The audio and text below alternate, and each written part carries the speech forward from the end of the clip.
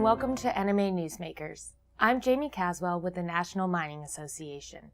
I'm talking today with Scott Paul, president of the Alliance for American Manufacturing, a nonprofit, nonpartisan partnership formed by America's leading manufacturers and the United Steelworkers. Today we're discussing America's need to secure its supply of critical minerals for our economic and national security. Good morning, Scott, and thank you for joining us today. According to an Alliance for American Manufacturing report released in May 2013, supply chain vulnerabilities threaten national security and defense. Could you explain some of the dangers of military dependence? Certainly. With the closing of factories across the United States and the exodus of U.S. manufacturing jobs overseas in the past 3 decades, our country's critically important defense industrial base has deteriorated significantly. The U.S. now relies heavily on imports for key parts of our military procurement. Consider that we are not mining enough of the critical minerals and metals needed to produce important weapon systems and military supplies, like night vision devices, which are made with rare earth elements and enabled Navy SEALs to hunt down Osama bin Laden, for example. Major disruptions in foreign supply chains could put the health of America's defense industrial base and our national security in jeopardy. And what could cause these supply disruptions?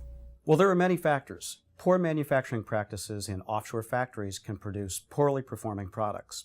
Shoddy manufacturing can be inadvertent, but it can also be part of an attempt to cut costs and boost profits, or worse, an intentional act to damage U.S. capabilities.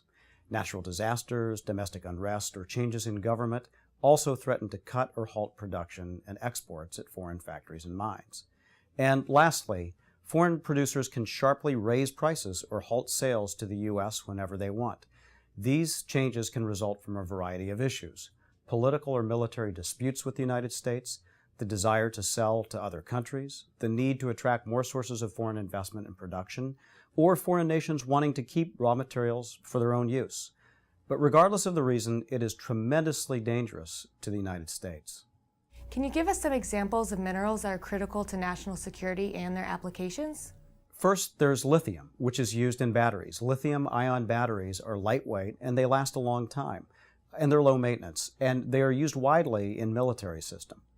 And then there is lanthanum, which is needed to make night vision devices. Also, high-tech magnets. Neodymium iron boron magnets are critical to our ability to design new military applications. And beryllium is particularly important. It is integral to surveillance technologies used in weaponry that detects and destroys improvised explosive devices and tactical minefields. It's also used in military helicopters, in armor for military vehicles, and in communication technologies. And there are other rare earth elements used in radar, satellite communications, sonar, jet engines, and land mine detectors. The problem is that the United States is now at a competitive disadvantage because we rely on foreign suppliers for most of these minerals. We also increasingly look to China for raw materials to keep our country safe. But in recent years, China has imposed export restrictions on minerals like rare earths, forcing prices to increase by nearly 300% and tightening the supplies available to American manufacturers. China has also moved aggressively offshore to guarantee access to natural resources. Allowing our defense industrial base to keep shrinking and our dependence on foreign manufacturers to keep growing will only make America weaker and less secure. So what might you suggest as a solution to this growing problem? There is a solution to these escalating supply concerns, one that would both boost America's security outlook and the economy. And that solution is to develop our own domestic reserves of key natural resources. Simply put, America is home to $6.2 trillion worth of key minerals and metals that protect both our country and our troops. The extraction of these minerals would also generate a number of other crucial minerals for which we're facing tight supplies. For example, copper ore contains rhenium, selenium, and tellurium, along with small amounts of rare earth elements. And zinc ore contains indium, germanium, and cadmium. But under the current mineral mining permitting process, which is marked by unnecessary delays and redundancies at the local, state, and federal levels, it can take up to 10 years to secure approval to a mine for these countless and other minerals in the United States. That's 5 times longer than it takes in countries with comparably stringent environmental standards such as Australia and Canada.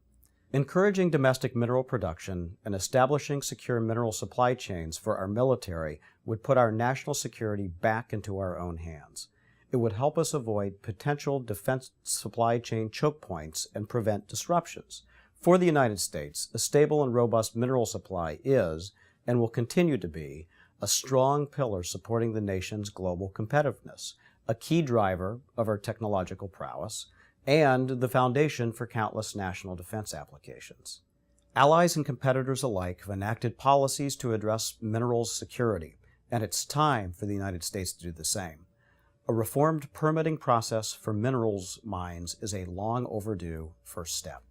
Scott, anything else you'd like to share about the importance of domestic minerals mining to our nation's future? Yes. Self-reliance has always been an American virtue and the key to our nation's success and prosperity. Manufacturing is important for job creation and a strong economy, and it's essential for our national security. A steady supply of domestic minerals and metals is critical for all of these things.